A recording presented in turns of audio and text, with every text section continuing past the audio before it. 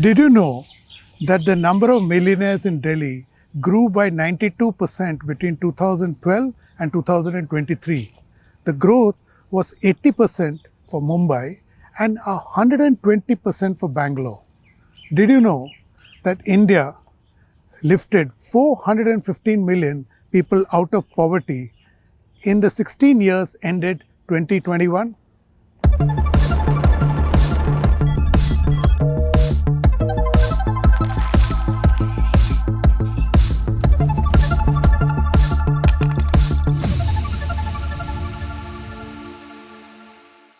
Hello and welcome to another edition of Capital Calculus. I am your host, Anil Padmanabhan. Recent remarks by Rahul Gandhi, the former president of the Congress party, and the claims included in the party's election manifesto have put the spotlight on the challenge of inequality in India. To be sure, inequality has always existed in India and, for that matter, in the rest of the world. Look around you and you know what I mean. For example, the average salary of a building guard in a month would be what some of us would spend on an evening outside with our friends. The question is whether inequality has worsened in the last decade as claimed by the Congress party, especially since this charge has been leveled against the incumbent two-term National Democratic Alliance led by the Bharatiya Janata Party. To fact-check this claim and more, I spoke to Rajesh Shukla. He is a previous guest on this show and the CEO of PRICE, or People Research on the Indian Consumer Economy. This is not the first time that inequality is entering the public discourse in India. In fact, rather ironically so, this concern was flagged by the Standing Committee on Finance during the tenure of the Congress-led UPA. So I began by asking Rajesh the what and why of inequality in India. In any economy, I believe measurement of inequality is very, very important because the an inequality of not only limited to, you can say, income, even expenditure. I can go even beyond that because this is very, very important in terms of because a lot of affirmative action is taken place by the government, both the state and the central, as well as also the social institution to distribute the benefit of interventions to each and every person in the terms of their representation. So inequality, if we are measuring, then one can measure the what is actually the impact or benefit or the program targeted is really reached to the right type of people. So in that context, inequality measurement is important and it should be done on the what I can just say is the based on the factual data and the updated regularly to at least measure. As far as the income and expenditure is concerned, both are important. Both tells actually the level of inequality, but each one is having advantage as well as disadvantage. If if I can just mention, if you look at expenditure to income ratio at bottom, if you look at bottom 20 or 30%, expenditure is higher than the income. However, if you go above 50% percentile on the top, you'll find the income is substantially higher than the expenditure. So, in that context, if you are measuring the income inequality, it will be approximately 10 percentage point higher than the expenditure inequality. Now, important thing is how you want to use this inequality for your affirmative or any actual intervention. And in addition to that, I would like to also add, Anil, is important go beyond the income and expenditure, like education inequality, like health inequality, water inequality, energy inequality. These are the parameter. If you link with the all inequality together, then what we call currently is the multidimensional inequality or poverty. that makes a lot of sense to understand how the interconnected welfare indicators moving forward in terms of developing the better society, in addition to the enhancing the purchasing power and consumption pattern. Quick short follow up. If going by what you're saying, that inequality worsens, then your social welfare and affirmative action is not getting the desired results. And similarly, if it is coming down, inequality is shrinking, that means logically affirmative action is working and welfare is impacting.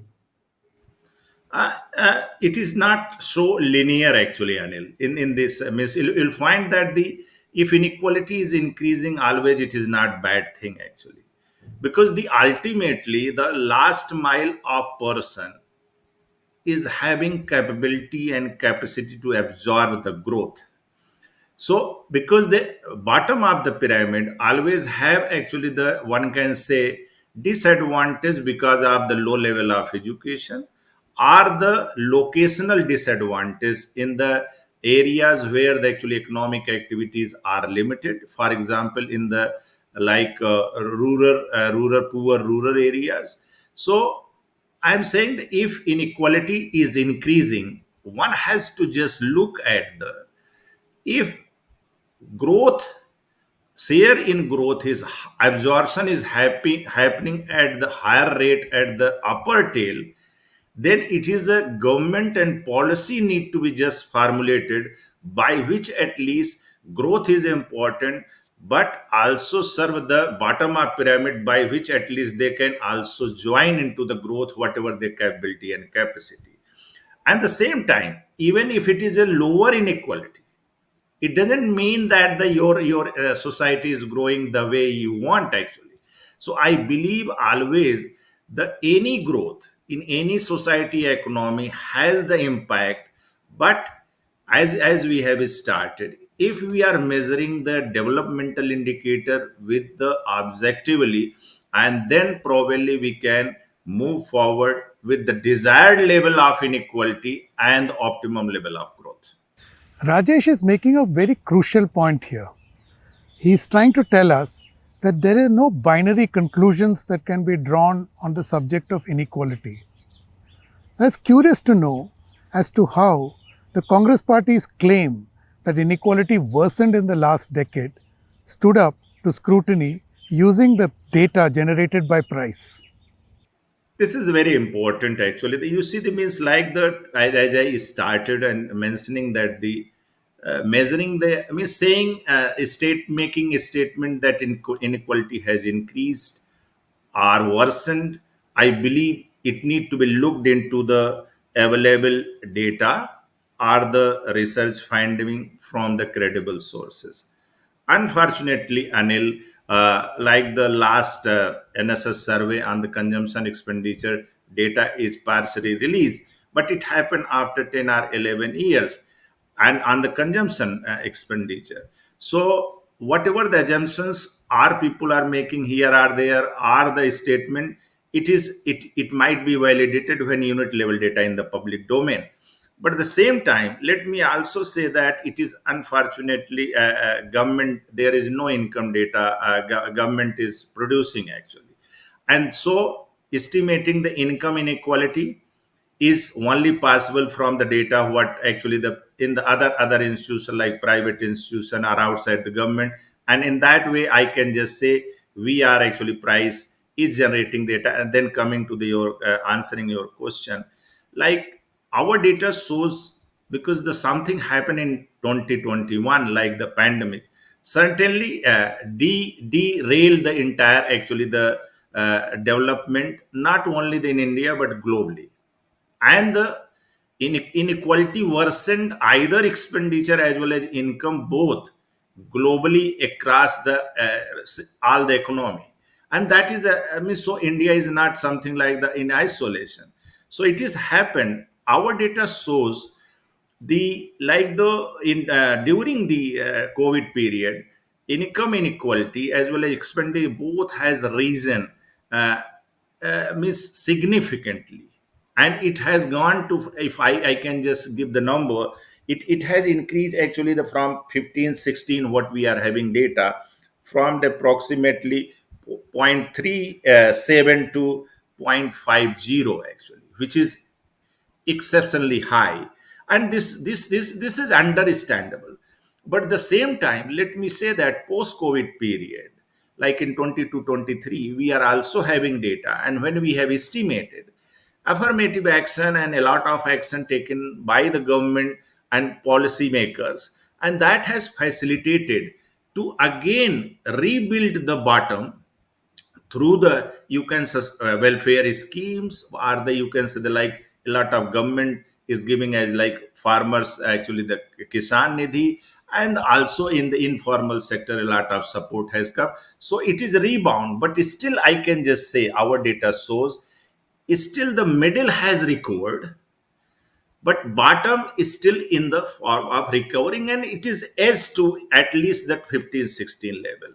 So what we are saying, it is based on hardcore data, whatever data is saying. So it is worsened, but it is recovered as well. So, Rajesh, if I have understood you right, based on your data, you are saying that inequality prior to 2015-16 was improving, and COVID caused a big setback, and now there's a recovery underway. So, inequality is once again trying to attain the levels prior to 2015-16, right? Yes, absolutely, absolutely. Because if you see the miss post, particularly the post economic reform, you'll find that during the economic reform when it started, the benefit actually accrued actually the much towards the upper tail in the first actually the economic reform period, first 10 years. But when it is actually the economy open, then benefit start coming to the actually the lower estate as well. And during the 2010-11, it was higher growth. You can actually visualize yourself that the 8 to 9% actually, which has actually the, when higher growth happened, then benefit started reaping to the bottom, means bottom of the pyramid, and that has reduced the, you can say the, from the higher inequality in initial and reduced the lower inequality. And by 2015 and 16, it was the lowest actually 0.37 approximately. And during the covid period, because of the, this is the something happened, and again globally it increased the income inequality, and in india as well it is reached. But post COVID, as we are observing from our data, post COVID, again the income inequality is declined significantly and reach approximately 0.39. And in actually the 2015-16, it was 0.376 actually. So it has recovered significantly, and I can just say here the role of central government schemes, welfare schemes, state governments initiatives, also a lot of actually the positive action taken by indian population and consumer as well, to find the opportunity where they can actually the grow along with the countries growing fast forward. So this is happened actually during last decade and so. I suspect, Rajesh, that large reason for the recovery is also the JAM trinity, that is Jandan Aadhaar Mobile, which has enabled targeting of welfare spending, right? Yeah, absolutely. Means this is remarkable thing. You can say means uh, what we have collected data. We are clearly showing it. It clearly showed actually.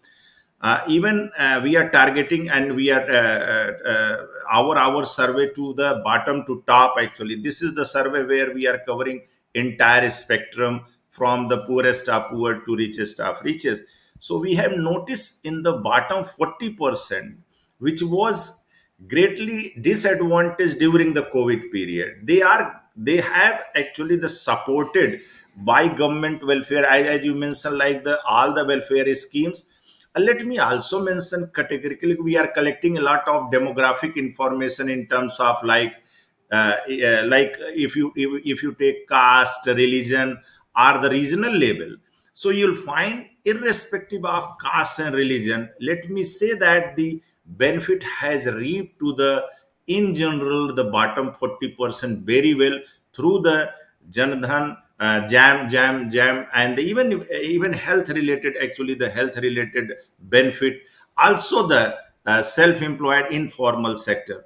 So it reaped the benefit, and that has given the uh, very important, actually, the flip to the recover from all the even the losses happened due to COVID. So fascinating. You're saying that probably first time in this country's economic history that welfare has been distributed equitably. So it has no cohort has been denied the welfare benefits unless, of course, in exceptional circumstance, right? Yeah, this is a clearly coming from our data, irrespective of the, and that is the good thing I can just say, uh, like the where it is targeted to the through the technology. And two things actually they import in terms of the your willpower to serve these people, understanding the requirement. Second thing is, digital is not having any bias if you are eligible and enrolled in terms of any social, caste, religion, or location. And if it is connected, I believe in that way. My way of looking is the Jandhan account and Aadhaar, actually the make the entire effort is actually in such a way by which at least the action and the benefit, action taken by the various, actually, and it reaches to the needy and the desirable people, irrespective of caste and creed. The conversation with Rajesh has helped clarify several things.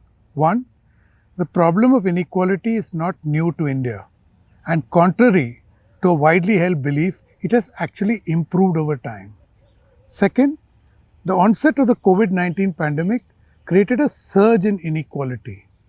Third, the spike in inequality was reversed in the subsequent years. The big takeaway then is that inequality has not worsened in the last decade, but this does not mean that inequality does not exist in the country. It is a public policy challenge. It will have to be addressed. It won't be easy, but it is not difficult either. Thank you for watching. Don't forget to subscribe to StratNews Global on YouTube. Hit the bell icon so that you don't miss any updates. And please do share your thoughts, ideas, and suggestions with us. I'm available on Twitter at Capital Calculus. I'll be back next week with another episode. Till then, stay safe.